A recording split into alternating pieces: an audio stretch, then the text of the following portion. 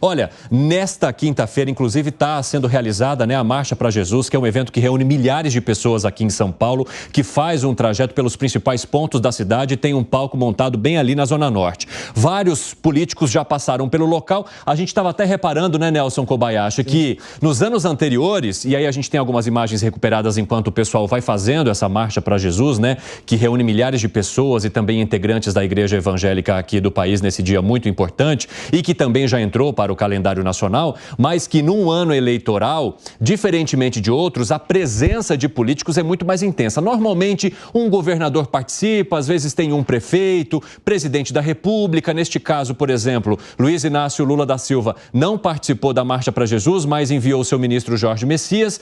Mas nesse ano, a presença de políticos locais foi muito mais intensa, Kobayashi? Sim, inclusive eu participei o ano passado da Marcha para Jesus, no principal carro ali que vai à frente, e não tinha tantos políticos, viu, Evandro? No ano passado, que não era um ano eleitoral, exatamente, era mais ali a liderança da igreja mesmo, mas nesse ano de 2024, como nós temos eleições chegando, é impressionante o número de políticos presentes na Marcha para Jesus, seja em cima dos caminhões, seja em cima do palco, seja tirando foto, aparecendo, porque é um evento que reúne milhares, se não 1 milhão ou milhões de pessoas todos os anos. É a 32ª edição já, e é um evento que entrou no calendário da cidade de São Paulo todos os anos e que é uma manifestação de fé, não de uma igreja em específico, mas de tantas outras. Claro que com uma liderança muito destacada do apóstolo Estevão Hernandes, do bispo Carlinhos, da Igreja Renascer, mas que reúne gente de todas as religiões, inclusive, não só evangélicos, principalmente, é claro, mas de todas as outras religiões, um evento do calendário paulistano. Como vocês podem acompanhar ali na nossa tarde, para quem nos ouve eu conto, Tarcísio de Freitas, governador, participa, Ricardo Nunes também, que é prefeito candidato à reeleição.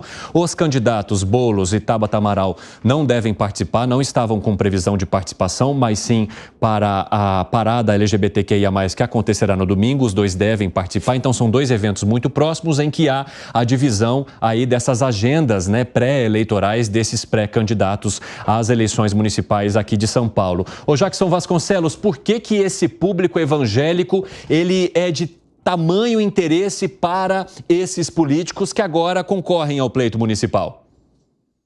É pelo número de evangélicos que existe. Hoje você não consegue mais considerar uma pesquisa se você não levar em consideração o número de evangélicos. Então eles hoje representam muito, eles são significativos na hora da escolha do voto e tem um outro ingrediente, são conservadores. Então eles também levam para as ruas esses candidatos mais conservadores. Novamente, o Brasil está dividido em duas áreas. Você mesmo falou aí sobre a presença de alguns candidatos nessa Marcha para Jesus e outros candidatos no movimento gay. Sim. Eles são importantes pelo número que eles têm. Agora, é interessante, e é curioso, porque a pregação de Cristo vai na direção exatamente contrária à política.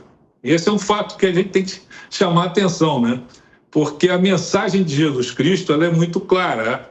A possibilidade de solução para os graves problemas do mundo, a única solução para os graves problemas do mundo é o amor ao próximo como a si mesmo.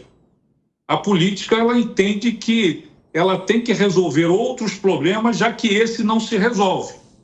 Então é muito estranho para mim você ver os políticos abraçando, pastores, etc., abraçando a política, que, de certa forma, tem uma indicação de caminho para a humanidade diferente do que Jesus Cristo colocou. Mas é uma massa de gente que está ali e é significativa para a decisão na eleição.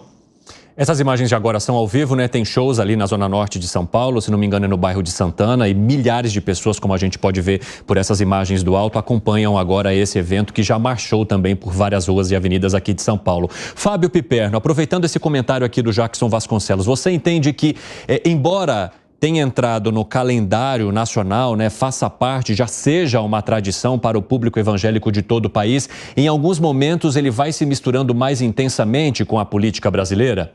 Sem dúvida, Evandro, o Jackson tem razão nisso, porque essa marcha se tornou um evento político-religioso. Então você vê, por exemplo, governadores viajando, vindo a São Paulo, deixando seus estados para participarem disso. O próprio Ronaldo Caiado, por exemplo, governador de Goiás, Exatamente. Que é um pré-candidato declarado, né? Tem dito aí que tem ambições em 2026 de concorrer à presidência se o seu partido assim desejar. E são candidatos que também querem fazer uma sinalização para essa ala mais conservadora, né? Embora nem todos sejam evangélicos, mas os evangélicos estão mais ligados a essa ala mais conservadora, que tem o interesse desses políticos que querem passar uma mensagem para esse público, independentemente dele ser evangélico ou não. Você vê, por exemplo, o caso do prefeito Ricardo Nunes, um católico que chegou lá, eu amo Cristo e tal, isso que foi o que ele disse hoje, né? Sim. E principalmente em um momento em que todos os jornais, portais e tal apontam essa nova preocupação dele por conta aí do crescimento da candidatura do Pablo Marçal. Ou seja, tira o prefeito da zona de conforto. Até agora ele corria praticamente sozinho nessa raia da direita, sem ter que fazer muitas concessões, sabia que esse eleitorado ia gravitar em torno dele, até porque esse eleitorado tem totais incompatibilidades, por exemplo, com o Boulos, e de repente aparece um outro competidor, né, um franco atirador que você não sabe aonde vai parar, e isso obriga então o prefeito a se mexer um pouco, e também, claro, isso vai lhe custar uma negociação mais rápida com o bolsonarismo. O prefeito tinha uns 8, ele podia escolher entre vários pré-candidatos a vice. São muitos os interessados, mas agora o poder de barganha dele se reduz. O presidente Bolsonaro é o grande eleitor e o grande líder dessa fatia, então é claro que o prefeito vai ter que fazer concessões a esse grupo. E no caso dos religiosos, chama a atenção que esse grupo, embora ainda não seja o majoritário, ele é de longe o mais bem organizado entre todos, né, entre todas as festas, entre todos os agrupamentos religiosos. Isso é algo cada vez mais relevante. Eu tenho até aqui algumas aspas, né, de pessoas que participaram, por exemplo, Marcos Pereira, que é presidente do Republicanos, que é ligado também à Igreja Universal, falando: a governabilidade dessa nação passará pela decisão e pelas mãos de Tarcísio e Caiado. Então, já jogando para os nomes desses dois que devem encampar campanhas fortes lá em 2026. O prefeito Ricardo Nunes fez um discurso mais protocolar e Tarcísio também falou: orem pelos dirigentes, pelo Brasil e pelo povo. Gustavo Segré. Eu vi há muito tempo atrás um filme que acho que era o Rei Leão, em que o Simba, ele olhava nos animais e ele via comida, porque claro, a essência dele era não de estar vinculado com animais que ele poderia tradicionalmente ser devorados por ele. E eu enxergo que muitos políticos enxergam uma quantidade enorme de pessoas, no caso evangélicos, no domingo, a parada gay, e vêm eleitores. Não interessa se é evangélico, católico, é eleitor, é potencial. E começa a vir uma sequência de eventos em que muitos dos candidatos vão participar, porque vai chegar numa hora que vai ser voto a voto. É muito interessante a menção do Piperno, indicando que quando você observa as pesquisas, pelo menos até agora, você vê Boulos e Nunes aí, lado a lado. Lado a lado. Aí aparece Pablo Marçal, que pode destoar um pouco, mas que dificilmente vai tirar mais candidatos da esquerda que da direita. Então, atrapalha muito bem a análise do Piperno, uma candidatura que parecia mais tranquila. E isso vai apressar muita coisa. Uma quantidade de gente tão grande nesse evento agora da Marcha de Jesus. E no domingo também vai, logicamente, mobilizar os candidatos.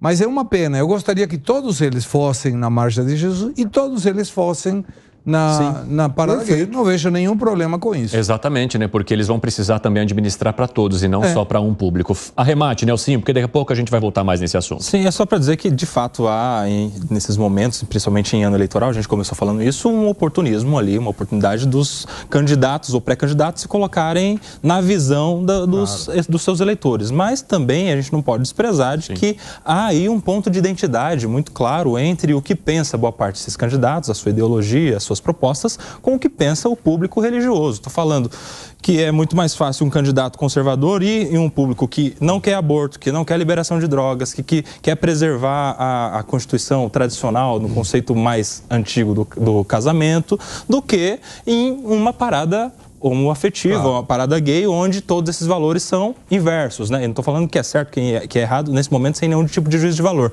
Mas é importante também deixar isso claro, porque este público também enxerga nos políticos a oportunidade de verem em projetos de lei, em um projeto de governo, aquilo que eles pensam como ideal para uma sociedade.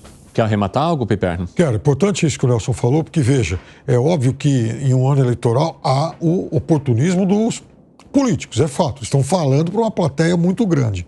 Mas, no dia a dia, quem procura os políticos são os representantes desse público, exatamente. porque os políticos respondem a isso tudo que o Nelson colocou e mais. Esses agrupamentos também são entidades com interesses comerciais, econômicos, Claro. né? Porque eles dependem disso aí também. Sim. E quem defende suas pautas lá no Congresso são os políticos. Então, não há que... Veja, eu não entendo que haja uma cooptação de um grupo em relação ao outro. Não, são interesses convergentes Exatamente. dos políticos e dos religiosos.